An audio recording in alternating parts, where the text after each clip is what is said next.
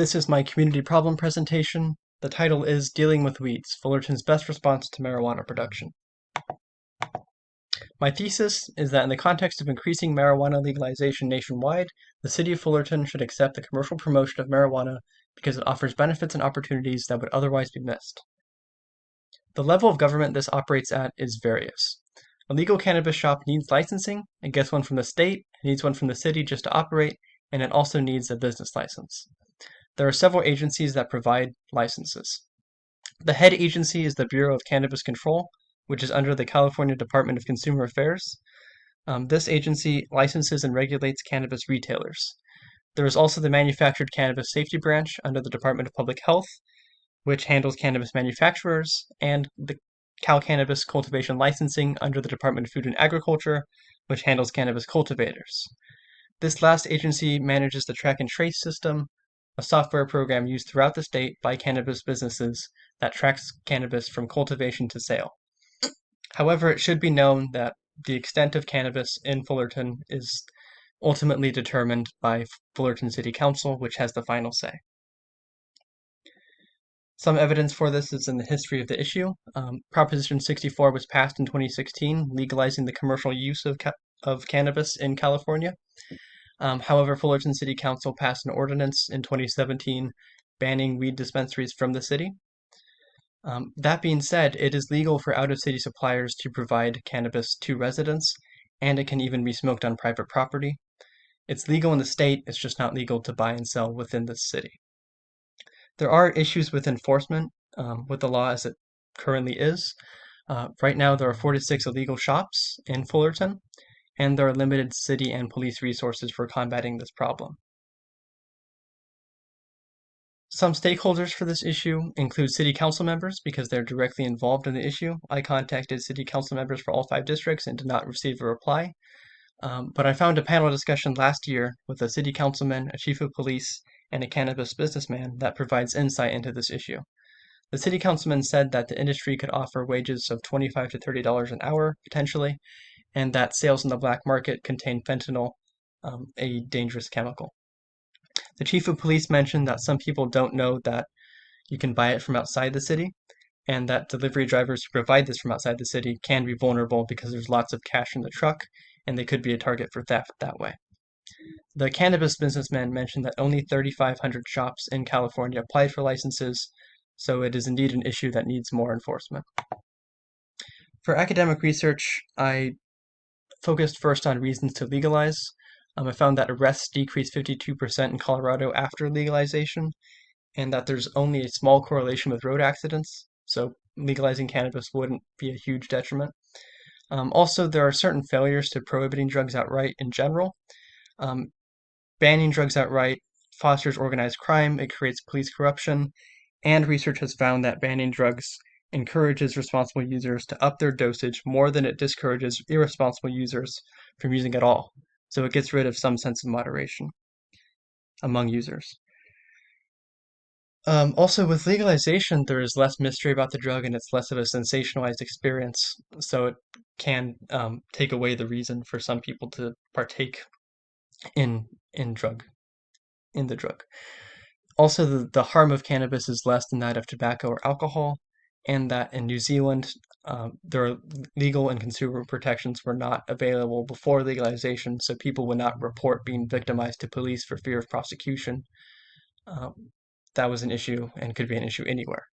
There's also a significant market for tourism because some people visited Colorado just for cannabis. I also wanted to focus on some policies to adopt, and a lot of this focuses on taxation. An electricity tax could work because unusually high amounts of electricity are signs that people are growing cannabis at home, and so this could discourage that. A weight tax would also work. Potency taxes on the amounts of THC and CBD is an option. A staggered start of taxes, so adding taxes one after another instead of all at once, because that would overwhelm the system, is a good idea. The Tax Foundation found, however, that retail taxes are the only workable form of taxation because other forms of taxation do not work practically when it came to implementation. They also found that states that legalized cannabis started with tax rates of 30%, would then reduce that because those initial tax rates did not do enough to combat the black market. Also, adopting a long-term point of view, starting with low taxes, increasing them gradually would work because it would attract cannabis business to the city. There's a question of whether there should be separate regulations for medical cannabis because this would reduce the tax rate and therefore the price of the drug. Um, it's not necessarily a good idea. School intervention programs are also a good idea because socially withdrawn people who don't feel like they fit in are at greater risk of engaging in unhealthy behaviors. And so having social support programs and participation programs would be a good idea. Some solutions from other areas. Well, in Uruguay, the solution was to register with the government, whether you grow cannabis at home, enter a social club, or buy it from the pharmacy. In Colorado, there were edibles that had a universal symbol, like on the right, and they had a standard dose and childproof packaging. In Australia and Canada, they have informed sellers for alcohol. This would also work for cannabis. So just people who are aware of the treatment and risks with the drug so that they're directly able to provide information to consumers.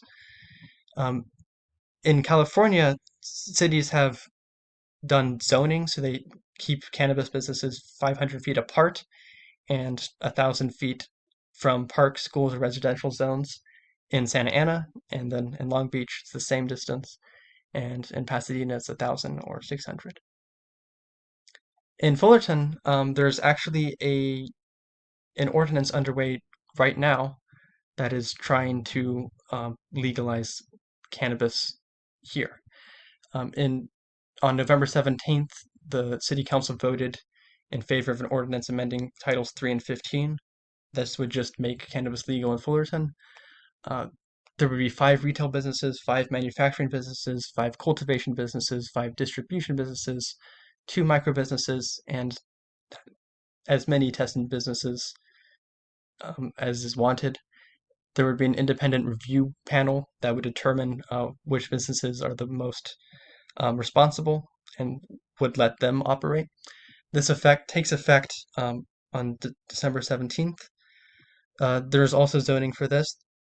The businesses would be 800 feet from schools, daycare, youth centers, and parks, and there would be 300 feet separating each business.